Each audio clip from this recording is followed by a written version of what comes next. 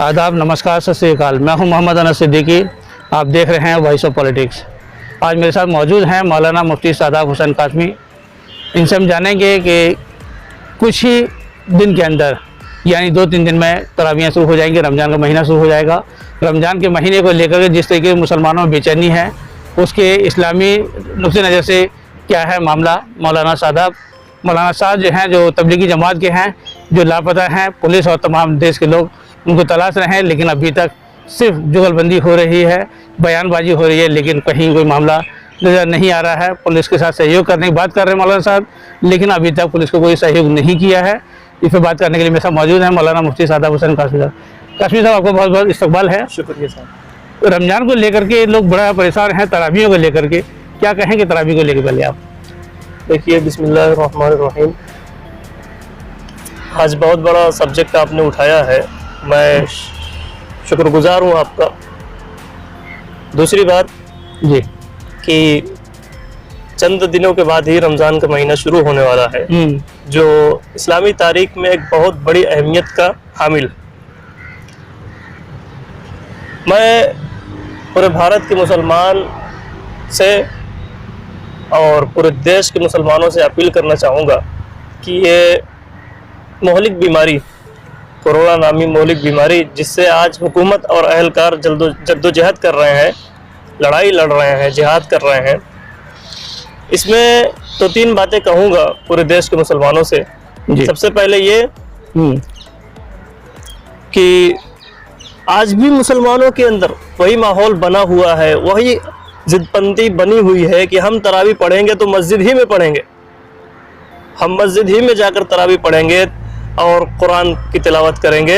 मैं कहना चाहूँगा कि सबसे पहले तो आप अपने जहन में ये बात नशी कर लें कि तरावी जो है वो फ़र्ज़ नहीं है जी। आप आम दिनों में मस्जिदों में नहीं आते थे, आज रमज़ान का महीना को लेकर आप सिर्फ तरावी के लिए मस्जिद में आना चाह रहे हो, तो तरावी फ़र्ज़ नहीं है। तरावी एक सुन्नत मौक़दा है। तरावी अगर फ़र्ज़ होती तो आपका ये मांग एक तरीके से दुरुस्त होता। दूसरी बात, हम जिस नबी को मानने वाले हैं, हमारे प्रोफेट मोहम्मद सल्लल्लाहु अलैहि वसल्लम, आप जानते हैं कि अल्लाह के रसूल सल्लल्लाहु अलैहि वसल्लम ने अपनी सारी ज़िंदगी में कंटिन्यू पूरा रमज़ान का महीना तरावी में नहीं पढ़ा। आपने 2-3 बार ही तरावी को अदा किया है रमज़ानुल मुबारक के अंदर। 2-3 रात ही आप जाके पढ़े हैं। 26 रातों का तज़किरा हदीस में मिलता ही नहीं है जी।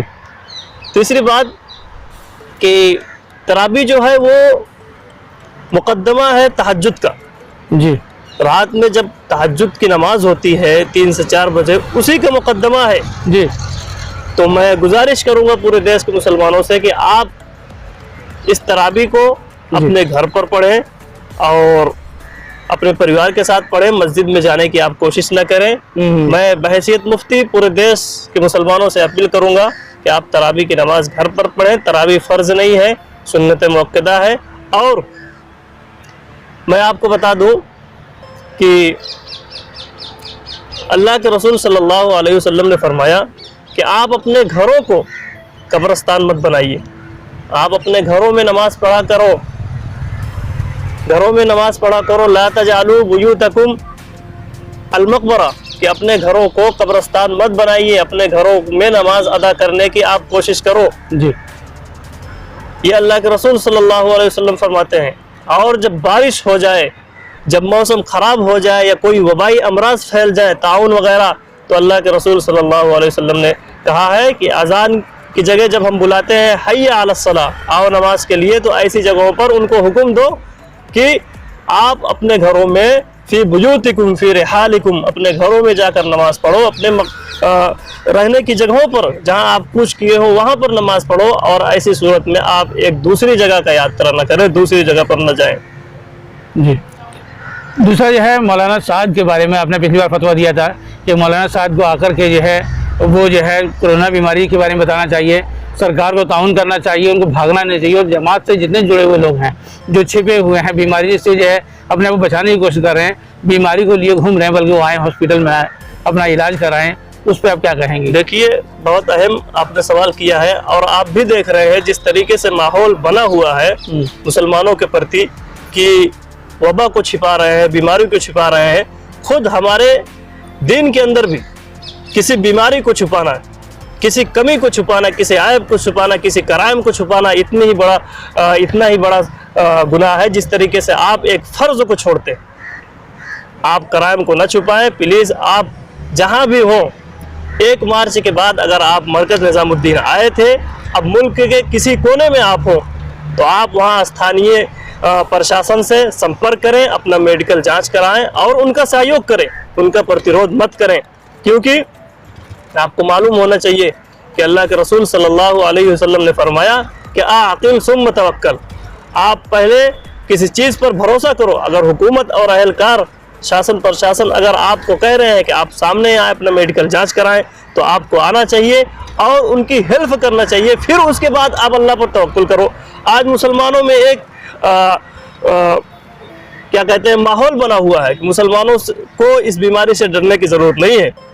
आपको मैं बता दूं कि आज जिस तरीके से खिलवाड़ कर रहे हैं लोग, याद रखिए अगर ये वबा, ये मोहलिक बीमारी मुसलमान बस्तियों में पहुंचती है तो इससे सबसे ज़्यादा नुकसान मुसलमानों का होगा।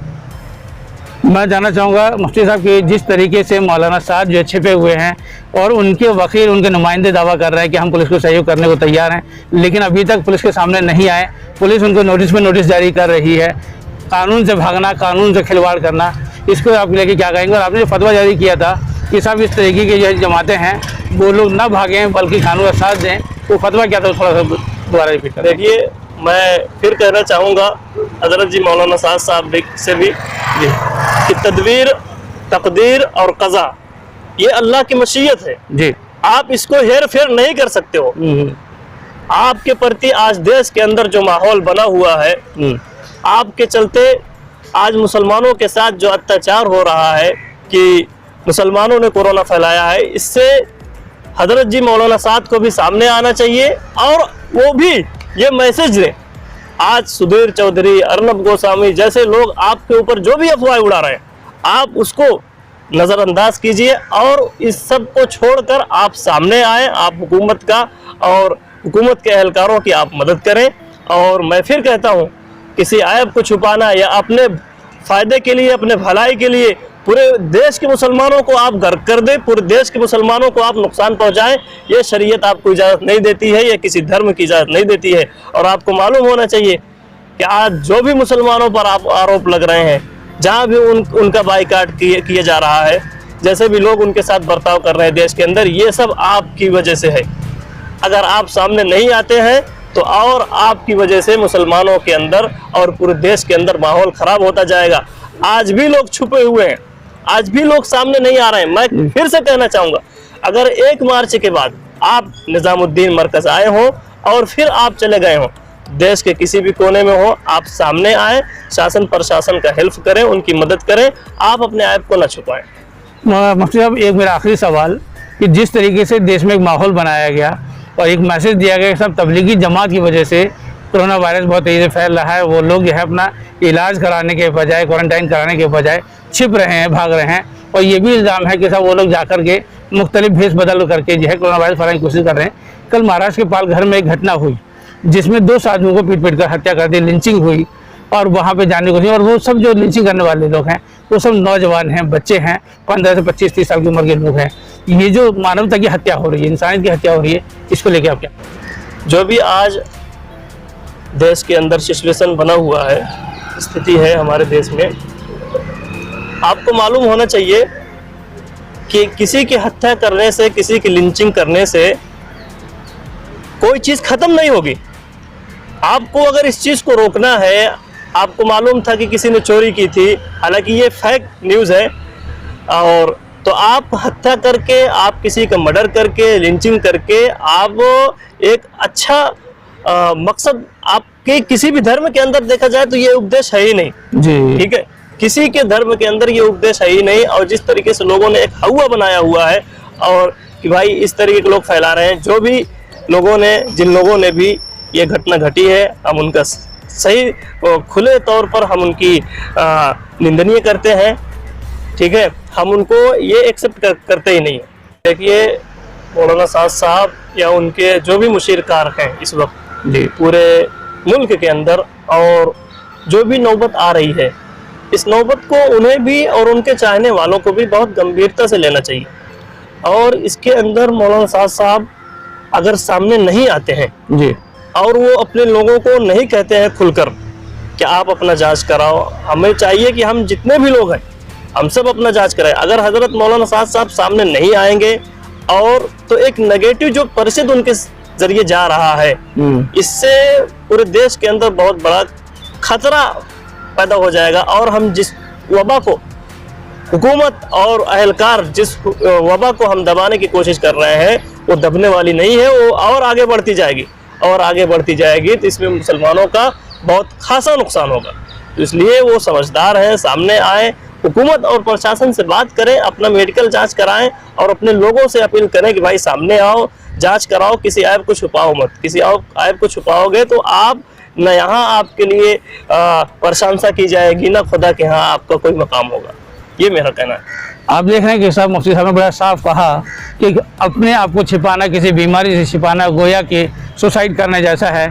और आत्महत्या को इस्लाम के अंदर जो है खुदकुशी को कभी भी जायज़ करार नहीं दिया गया है, इसको हराम माना गया है। और हराम मौत का अंजाम क्या होता है सब लोग जानते हैं। इसलिए बेहतर है, मुसलमानों से अपील है, कोई भी कहीं भी है वो जो है जांच में सहयोग करें, बीमारी से बचे नहीं बल्कि उसका अपना जांच कराएं, भाई इलाज कराएं, उससे भागे नहीं। क्योंकि बिल्ली को देख के अगर कबूतर ने आँख बंद कर ली, इसका मतलब ये नहीं कि खतरा टल गया, खतरा बरकरार रहेगा। इसलिए बेहतर है कि उस खतरे से बचे नहीं बल्कि उस खतरे का सामना करें, इलाज कराएं, शासन प्रशासन का सहयोग करें। और मौलाना साहब जहाँ भी हैं, आपकी वजह से मुसलमानों पे प्रश्न चिन्ह लग रहा है, सवालिया निशान लग रहा है, लिंचिंग हो रही है, गरीब आदमी मारा जा रहा है, दूसरे लोग भी मारे जा रहे हैं, इंसानियत ख़त्म हो रही है। इसलिए मौलाना साहब अगर आप कहीं भी हैं और अपने आप को कुछ मानते हैं, मुसलमानों को मसीहा मानते हैं, मुसलमानों को खैरख्वाह मानते हैं, इस्लाम के पाबंद हैं, तो आपको आकर के सरकार का साथ देना चाहिए, पुलिस के सामने आके समर्पण करना चाहिए, कानून के सामने समर्पण करें, किसी व्यक्ति के सामने समर्पण नहीं करें।